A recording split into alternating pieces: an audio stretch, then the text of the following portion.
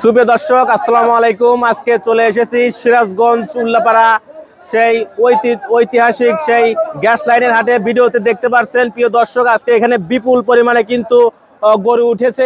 ভিতরে আসা লাগবে, চলে আসা লাগবে। প্রিয় দর্শক আপনাদের মাঝে আজকে দেখাতে চাই, দেখতে পাচ্ছেন গরু।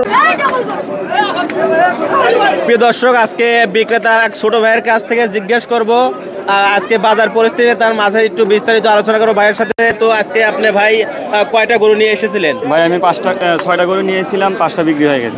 5টা বিক্রি হয়ে গেছে। তাদের বাজার পরিস্থিতি কি রকম বুঝলেন? আসলে আমার কাছে মনে হয় ভাই আজকে বাজারটা একটু ভালো। প্রিয় দর্শক আজকে কিন্তু ভাইয়ের কাছ থেকে শুনলেন আপনারা, কিন্তু বাজার পরিস্থিতি মোটামুটি ভালো এবং বিক্রয় কিন্তু 5-6টা গরু নিয়ে এসেছিলেন, 5টা গরুই কিন্তু বিক্রয় হয়ে গেছে এবং একটা গরু কিন্তু রয়েছে অপোজিটে। ভাই আপনি কি সব দেশি গরু নিয়ে?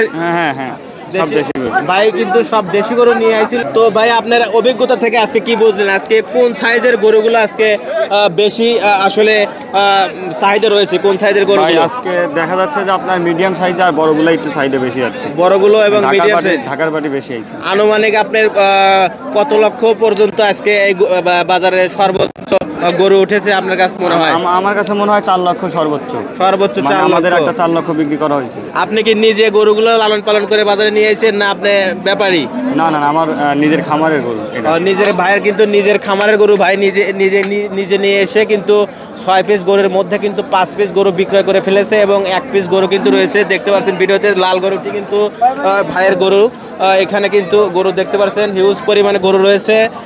ভিউয়ার্স আপনাদের মাঝে দেখানোর চেষ্টা করব, পিছনে কিন্তু সাদা গরু রয়েছে, অপোজিটে দেখতে পাচ্ছেন